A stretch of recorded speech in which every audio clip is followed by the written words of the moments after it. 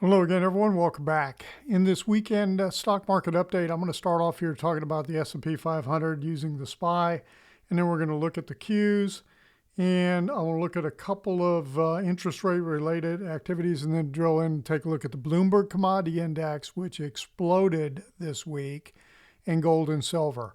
Okay, the SPY, it was up 25 cents on Friday, but down at $2.93 for the week. So let me just pull the weekly view over so you can see the two different things. You know, the chart pattern that's jumping out at me is, and it's been here for a couple of weeks now, is this wedge pattern in here that's developing. And it just has that look like it wants to, drop down. Now it did the break on Tuesday and bounce back up. Almost looks like a little bit of the classic kiss goodbye, pulling back up to a trend line. But then we didn't really get any follow through back down on Friday. We just kind of an inside, went nowhere type of day. So we'll see what kind of follow through we get this coming week. The interesting thing about this chart, take a look at where we are. If you look at this October 29th date, which is absolutely key on the Nasdaq 100s also, and I'll show that in a minute, we closed at 687.39. Friday, we closed 689.23.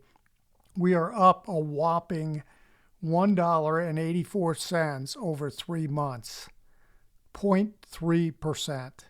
It's gone nowhere. I mean, these are just stalled out. I'm going to come back to the LE wave in a minute, but when I take a look at the Qs, here's that October 29th. And if you just said, okay, well, let's take a look at the ranges between October 29th and the low in November. And then we kind of tightened into a more narrow range in here, the December high and low. We're just kind of been chopping sideways in that range, and we haven't gotten any kind of breakout with that. The other thing that kind of jumps out at you when you look at it on a weekly basis is this broadening pattern on the Qs. We'll see if it plays out or not. Sometimes these things are a big fake out, but right now it's still there. It's still kind of hanging there. But over the last several weeks, it has refused to, drop and start to break down. So we'll see where we go with that. But those are some things that'll come right off the chart and say, hey, what's going on with that? Let me come back to the SPY and take a look at the LE wave picture. Okay, so given this pattern, I've said, okay, I think there's a pretty good chance that we ended the third minute wave in here on October 29th, got a fourth wave corrective, and then the ending diagonal pattern that I think has a high probability that ended on the January 12th high right here for ending minute wave 5, minor wave 5, and intermediate wave 3. This implies that we would be into a much bigger corrective activity, okay? That could have some pretty big swings to it. And remember, what you never know when you get into a sideways corrective type pattern like a wave 4, are you going to get a triangle? Are you going to get a zigzag and a combination with a flat? Are you going to get a couple of different, variations of flats? So there's a lot of different things that you can do as this thing swings wildly sideways to down. So we'll see what plays out here when it comes to the fourth wave on the SPY. The other thing that's possible, could it be that it ended at the end at the October 29th high, and this is a part of a flat? I mean, and I'm talking about, is it possible a three wave? Could you say this is a three wave and then we get, a 5 wave move back down? Maybe. I'm going to stay with this pattern for now. On the Qs, it's a little bit different, and I'll talk about that on another day. Let's take a look at a couple of the things that are the interest rate picture that's really affecting the market. We come down here. The 10-year yield. So look what's happening here. Let me pull the weekly over. We're sitting at 4.24% when you round it, right at a longer-term trend line down from January of last year. So about a 1-year decline in here, and that's what we hit this last week. We came right up to it on Tuesday. Okay, popped up, pretty good move. You know, this had looked like a head and shoulders bottom pattern in here, and right now it just stalled out for weeks. But now we're getting the continuation. We popped up, hit that trend line, pulled back, closed the gap that occurred on Tuesday. So now we'll see. Do we resume to the upside and break that trend line? That seems to be the way it's setting up, but we need to get a reversal here Monday, Tuesday. Okay, the dollar index. That's heading south with a vengeance. Look what it did on Friday. Down 76 cents. Continuation Tuesday, Wednesday, Thursday, Friday. Wow. Down 76 cents and down $1.79 on for the week. And you know, the pattern that I'm looking at that I've been tracking for quite a while is this move here. I'm actually expecting a third primary wave to play out, 5 waves.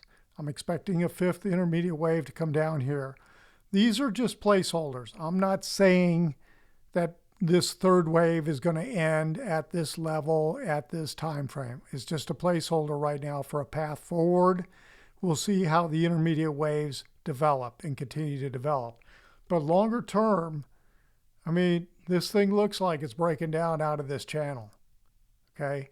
So, you know, when you look at the dollar index over the long term, this is how it looks. And here's that peak back in 1985.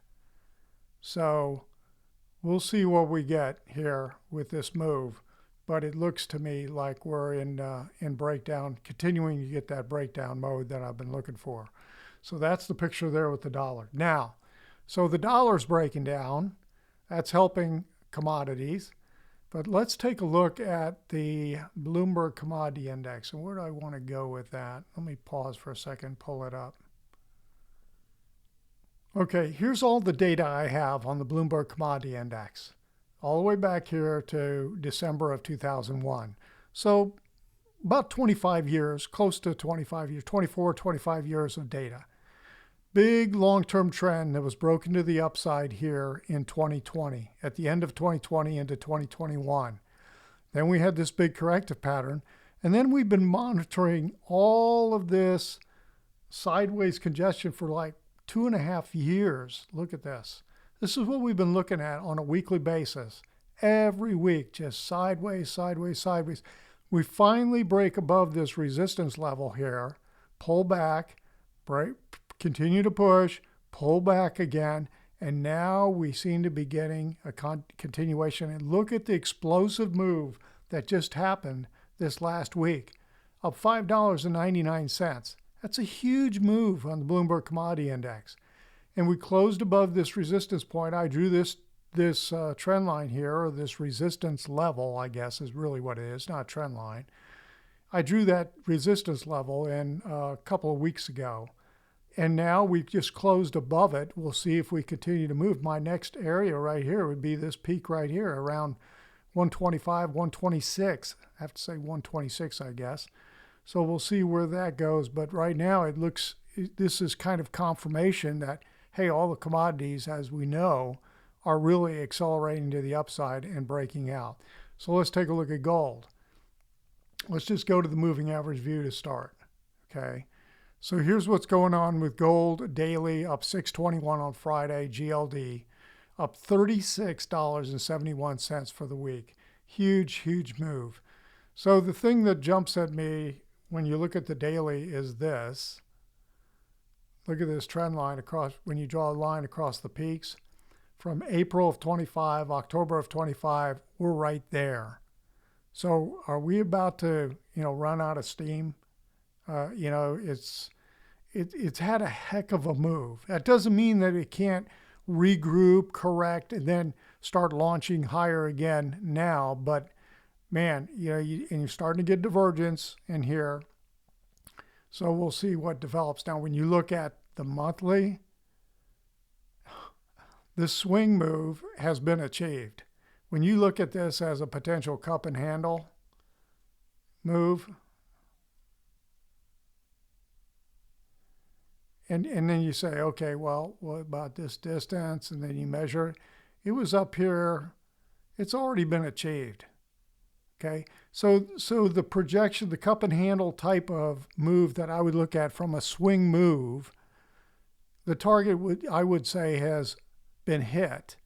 And then when you see us hitting that long-term trend line, you say, well, I think maybe gold is due for a rest.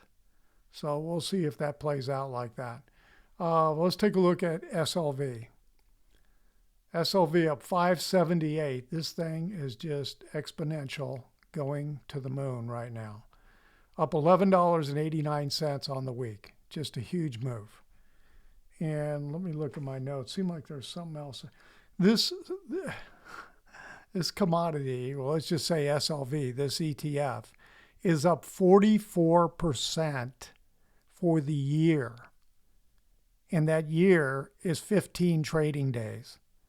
It's up 44% in 15 trading days. So I would say that's pretty much an exponential move and practically going straight up.